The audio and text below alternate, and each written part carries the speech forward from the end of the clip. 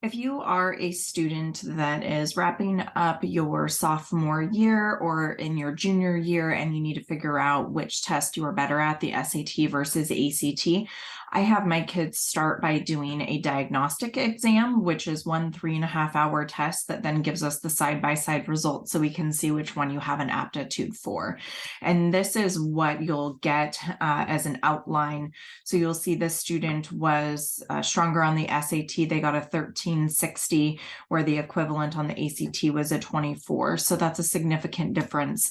And the good news is the colleges don't care which exam you take. They just care how well you score. So it's to our benefit to figure out which one you have that aptitude for and then start to study accordingly.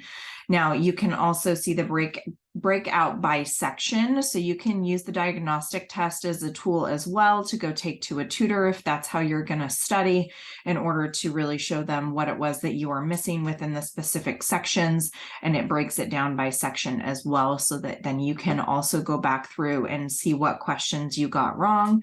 And you also have access to the PDF version of the exam, so you can go back and see what that question was and then what the correct answer is, so that then you can do some self-study in that fashion as well.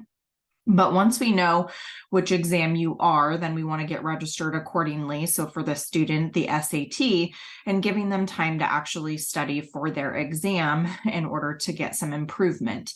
So when we get the results back from a diagnostic test, I give a recommendation on when you should get registered and a goal score that you can get to.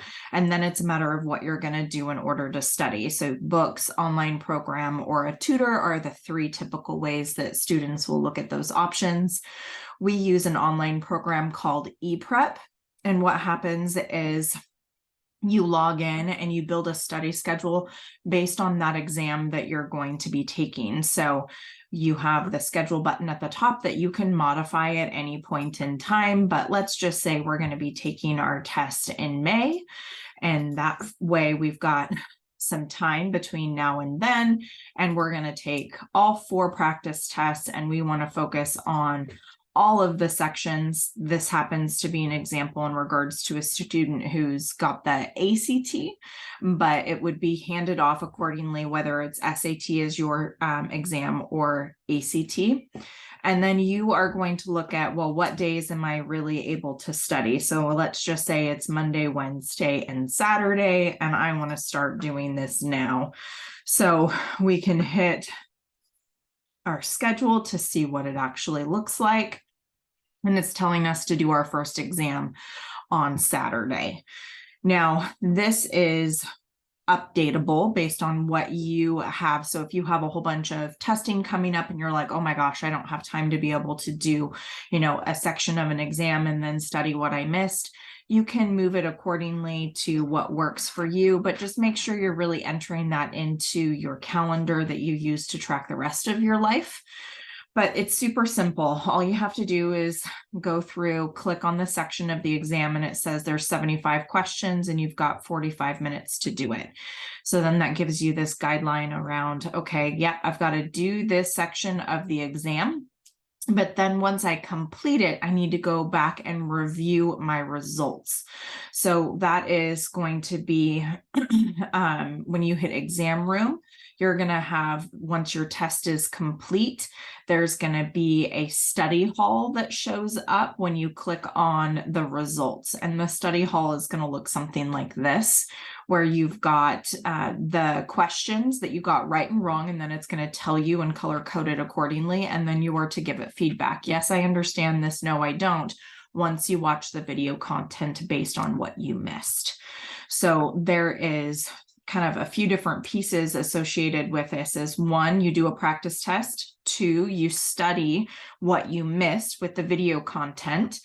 And then there's also what they call wordsmith, which you'll see on your schedule, which is focusing on the vocabulary piece. And then another supplemental is if you don't have 45 minutes to do an entire section of an exam, but you've got 10 or 15 minutes, you can go through and do the quizzes so that you're not doing nothing, but you're getting some of that content under your belt.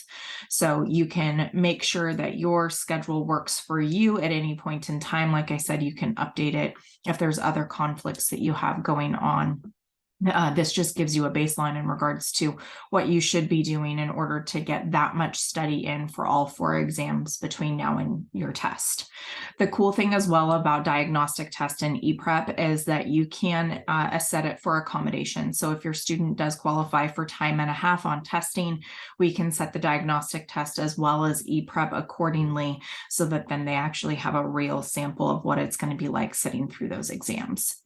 Now, if you guys want to get started with either of these, feel free to click the links in order to get access to the diagnostic test and ePrep. We do have a bundle with those as well. So just be on the lookout for any information that comes your way about getting the diagnostic or test prep within our Facebook group or email.